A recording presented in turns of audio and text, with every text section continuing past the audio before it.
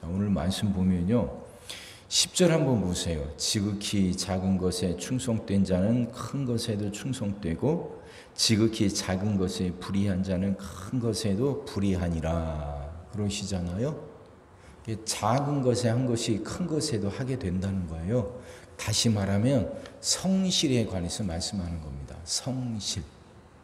성실 하니까 진심을 다한다는 거예요. 진심.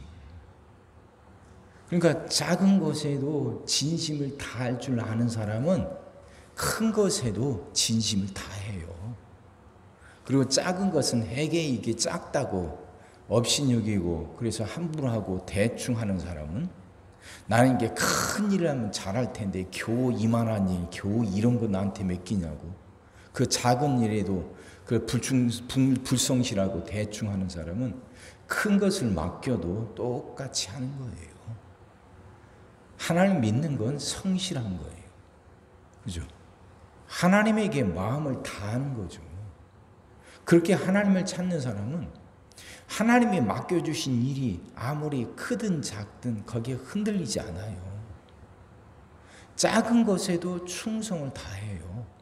하나님을 온 마음을 다해 사랑하니까 그렇게 온 마음을 다해 사랑하는 하나님이 맡겨주신 일이 사람들의 보기에 크다고 작다고 거기에 흔들립니까? 아니거든요. 하나님을 온전히 사랑하는 사람은 사람들이 뭐라고 하는데 거기에 휘둘리지 않는다니까요. 그러니까 하나님이 내게 맡겨주신 거니까 크든 작든 상관없는 거예요. 무엇을 맡기시든 무엇을 시키시든 그 일에 최선을 다하는 거죠. 그게 성실이죠. 10절부터 13절 말씀이 그 말씀이에요. 작은 것에도 충실할 줄 아는 사람 뭐든지 다 최선 다한다. 그 말씀이고요. 14절부터 이제 마지막 18절까지는 율법에 관한 말씀입니다. 그러니까 17절 보세요. 그러나 율법의 한 획이 떨어짐보다 천지가 없어짐이 쉬우리라. 율법을 지켜야 된다. 그 말씀이죠. 자, 이번 이해를 잘 하셔야 돼요. 예수님이 하신 말씀 보면 언뜻 보면 율법을 지키지 않아도 되는 것처럼 보이기도 해요. 그러니까 앞에서 그 계속 봤죠. 안식일날. 바리새인들 서기관들은 안식일을 거룩하게 지킨다 하는데 예수님은 그러지 않아요. 바리새인들 서기관들이 만들어 놓은 법들을 깨뜨려요. 그거 보면 이거 율법을 지키지 않아도 되는 거 아닌가 이 생각하는데 잘 하셔야 돼요. 예수님이 율법으로부터 자유로우시잖아요.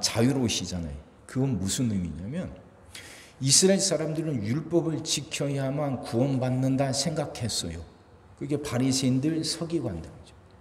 율법을 지켜야만 구원을 받는다 생각해요. 근데 예수님은 아니에요. 구원은 율법을 지키느냐 안 지키느냐 이게 아니라 그것에 좌우되는 게 아니라 믿음으로 받는다는 거죠. 믿음으로 받는 거예요. 그래서 율법부터 자유로운 거예요. 율법을 지켜야 구원받는다 생각하는 사람은 그 율법을 지킬 때 두렵고 떨리는 마음, 이게 두려운 마음으로, 무서운 마음으로 공포심 갖고 지키죠. 이거 지키지 못하면 구원받지 못하니까 무섭고 두렵죠. 근데 구원은 그것과 상관없이 믿음으로 받는다는 거예요. 그럼 그렇게 믿음으로 구원받은 사람은 그럼 그다음부터는 아무렇게나 살아도 되느냐? 아니죠. 자기를 구원해 주신 하나님이 고맙고 감사하니까 그 하나님이 원하시는 것을 찾아 하려고 해요. 그러지 않습니까? 나를 구원해 주시고 나를 자녀 삼아 주신 하나님, 나한테는 자격도 없고 조건도 없는데 하나님이 나를 구원해 주셨단 말이에요. 그 하나님이 너무나 고맙고 감사하니까 그 하나님을 기쁘시게 해드리고 싶은 거예요. 그 하나님이 원하는 대로 살고 싶은 거예요. 그래서 율법을 지키는 거예요. 이해가 되시죠? 하나님이 그래 율법을 주신 이유는 이대로 살아라는 거죠. 근데 그렇게 율법을 지켜야만 구원받는다는 생각하는 사람에겐 율법은 두려움이에요. 지키지 못하면 구원받지 못하니까. 그러니까 억지로라도 따라가거든요.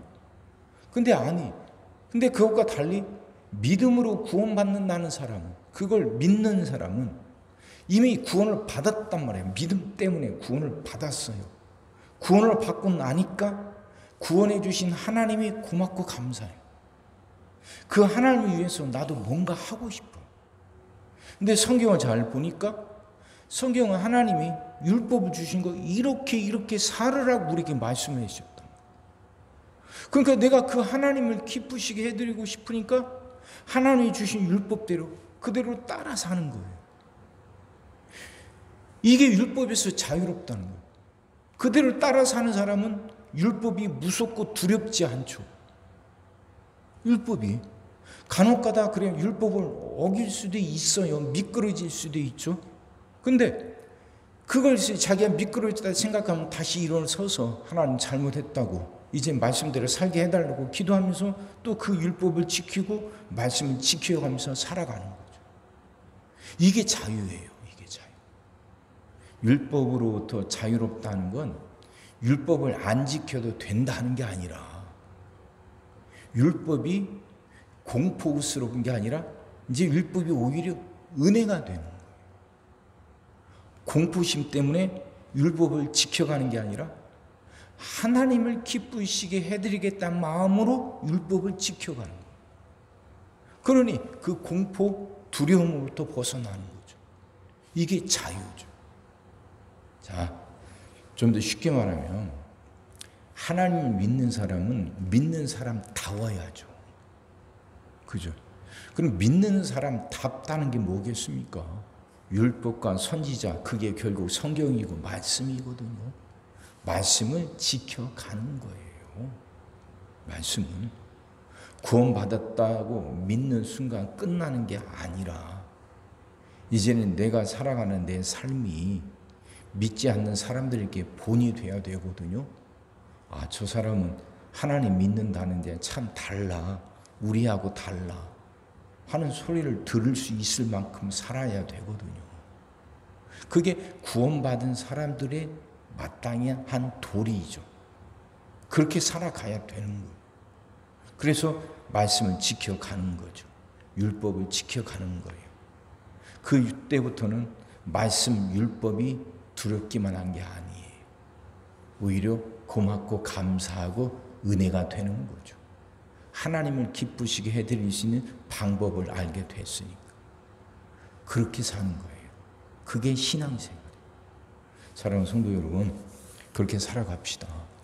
우리 삶을 통해서 다른 사람들이 하나님을 알 수 있도록. 그래서 전에 말씀드렸던 것처럼 내가 어떤 자리에 서 있든지 그곳에서 믿는 사람답게 살아가는 거예요. 믿는 사람답게 말씀을 지키면서 살아가는 거예요. 그것이 하나님께도 영광이 되고 내 삶에도 은혜가 되고 복이 되는 거죠.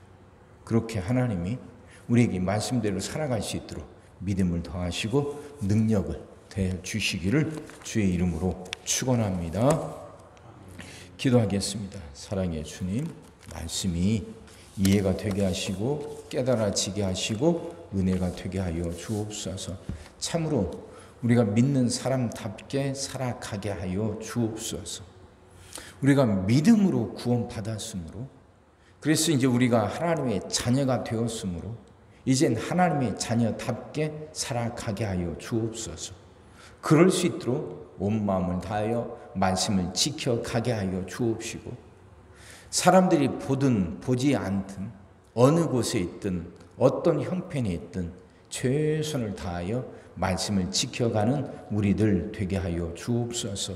하나님, 그렇게 우리의 삶을 통해서 하나님이 드러나게 하시고 예수님의 향기가 풍겨나게 하여 주옵소서. 우린 여전히 연약합니다. 우리를 긍휼히 여기사 믿음을 더하시고 그렇게 말씀대로 살아갈 수 있는 능력을 더하여 주시옵소서. 오늘도 우리 모든 성도들 위해 기도합니다. 한 사람 한 가정 빠짐없이 일일이 찾아가셔서 오늘도 함께 하시고 은혜 내려 주옵소서. 가정들이 다 평안하게 하시고 식구들이 다 건강하게 하시며 생업이 다 형통하게 하시고 문제들이 다 해결받게 하여 주옵소서. 우리 자녀들을 축복하시고 앞길을 열어 주옵소서. 우리 자녀들이 하나님을 사랑하게 하시고 말씀을 지키게 하시며 하나님께 영광 돌리는 일꾼들로 살아가게 하여 주옵소서. 하나님, 우리에게 새날을 허락하여 주옵소서. 성도들은 질병을 이겨내고 물질 어려움을 극복하고 수많은 문제들을 해결하며 살아가게 하시고 교회 안에서는 예배가 살아나 빈자리가 가득 채워지며 언제나 생명의 역사가 일어나게 하여 주옵소서. 오늘도 모든 성도들 눈동자처럼 지키시고 복된 길로 인도하여 주옵소서. 믿사옵고 예수님의 이름으로 기도하옵나이다. 아멘.